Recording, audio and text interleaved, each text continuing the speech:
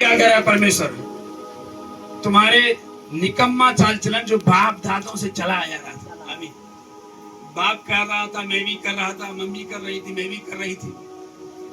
बाप हर जगह जाकर नमस्कार कर रहे थे, मैं भी नमस्कार कर रहा था। बाप हर जगह जाके झुक रहे थे, मैं भी झुक रहा था। भाई वही चाल चलन था तो मेरे भी चाल चलन था। बाप शराब पी रहे थे, मैं भी पी रहा था। बाप गुटखा खा रहे थे। बाप दादों से बाइल बताते चला आया जनरेशन है, पीढ़ियों चलाए हुआ निकम्मा चाल चलन हमारा और आपका था। आमीन। और वो निकम्मा चाल चलन कोई सोने चांदी खरीदने या बेचने या चढ़ाने से नहीं हुआ। तुम्हारा छुटकारा, तुम्हारा निकम्मा चालचलन से छुटकारा, आपका मेरा निकम्मा चालचलन से छुटकारा, पाप छुटकारा सोने चांदी से नहीं बल्कि जीवित प्रभु यीशु मसीह के जीवित लहू से, निर्दोष निष्कलंक लहू के द्वारा हम छुटकारा पाए हैं। हालेलुया। क्यों ना हम लहू में शामिल हो, क्यों ना हम लहू में शामिल हो, क्योंकि हमारा सोना चांदी से छुटकारा नहीं हुआ, हमारा छुटकारा यीशु मसीह के जीवित लहू से हुआ है। आज लोग कितना छुटकारा पाने के लिए, उद्धार पाने के लिए कितनी मेहनत कर रहे हैं, आप देख रहे हो क्या क्या चढ़ा दे रहे हैं। कोई सोने का ताज, कोई क्या, लेकिन छुटकारा सोने चांदी से नहीं होने वाला। छुटकारा जब तक यीशु का लहू आपके शरीर में नहीं जाएगा, क्योंकि पाप जो होता है वो खून में होता है, ब्लड में होता है। बाप का डीएनए है तो बेटा का डीएनए वही रहेगा। तो पाप ने जो पाप किया, वो बच्चा खून से पैदा होता है तो खून उसमें जाएगा, वो भी पापी हो गया। तो खून को खून से साफ करेंगे तभी वो निकलेगा। इसीलिए मनुष्य के अंदर मनुष्य का ही खून चलाते हैं, किसी जानवर का नहीं। इसलिए यीशु मसीह मनुष्य बन के आया, वो खून बहा निर्दोष कलंक, ताकि उसके लहू के द्वारा हमारे लहू में जाए और हमारा लहू पवित्र हो जाए और हम शुद्ध हो जाएं और फिर धार्मिकता का जीवन बिताएं और हमारा निकम्मा चाल चलन खत्म हो जाए। समझ आ रहा है? आमीन, हालेलुया।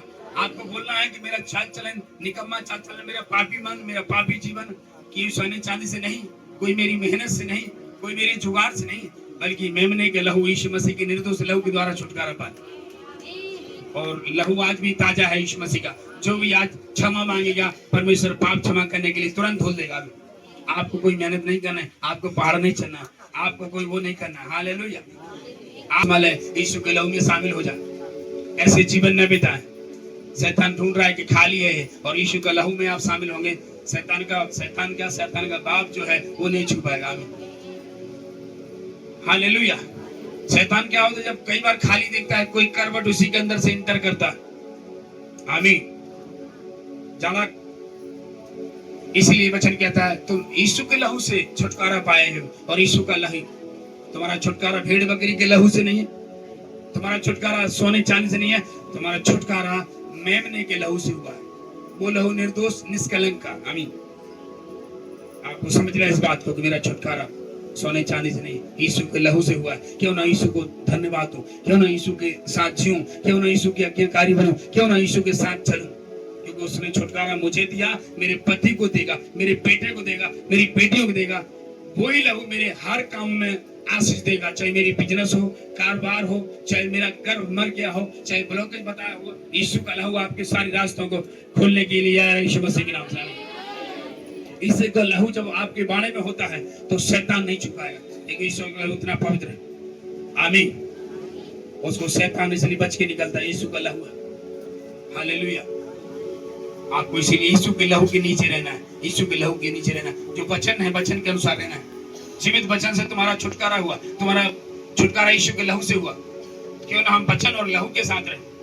हर दिन जब आपको डर लगता है, कई जगह में लोग किसी और की जयकार बोलते हैं, आप वहां यीशु की लहू की जय बोलो, नई आवाज कर रहे हो तो मन में बोलो, और वो शैतान के सारे नाटक खत्म।